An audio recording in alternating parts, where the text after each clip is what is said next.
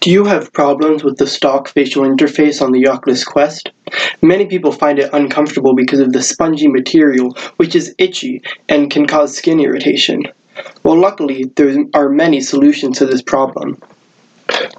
One easy solution is getting a silicone cover for the Oculus Quest. This helps because with the silicone cover, you don't have to touch the spongy material, as your face is in contact with the silicone. And you can easily get one of these for free because there is a recall for the Oculus Quest facial interface. If you have an Oculus Quest, you should have gotten an email. You should check your spam folder because that's where I found mine. And with this recall, you can claim one and get a free silicone cover for your Oculus Quest. Though this does have some problems.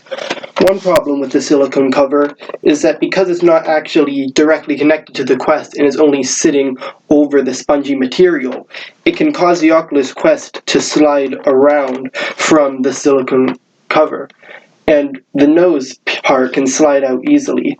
Some people can find this to be uncomfortable and might not want to use a silicone cover.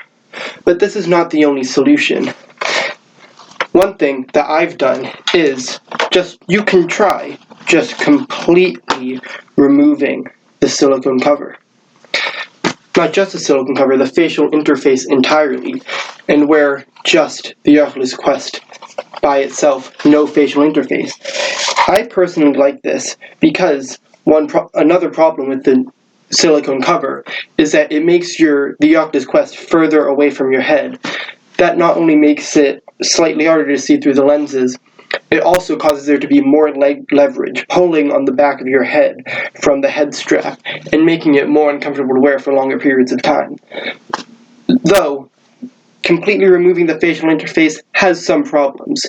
Because of this, it's hard plastic on your face, which can cause a red spot on your nose and on your forehead. But I found some solutions to this. One thing that I've done is completely remove the sponge from the facial interface. Now you can put this back on the Quest. And it's easy to do too. You can just rip it off. And with this, once I get it back attached,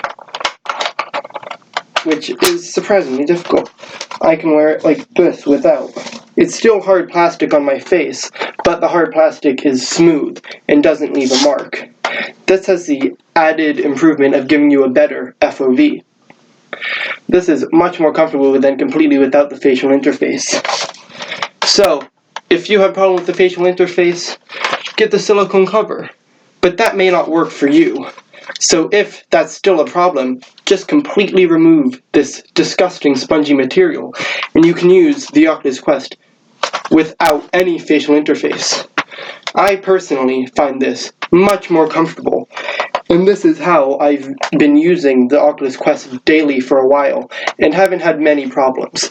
The only problem I get is I'll occasionally have red marks on my nose where the lenses are touching.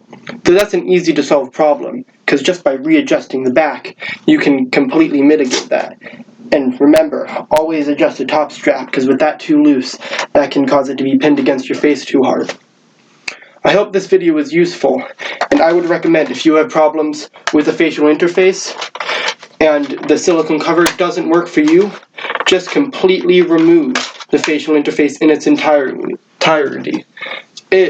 You will not regret it. It makes it much more comfortable to use. You could even, if you want, put your own fabric over it. So, hope this video was useful, and see you next time.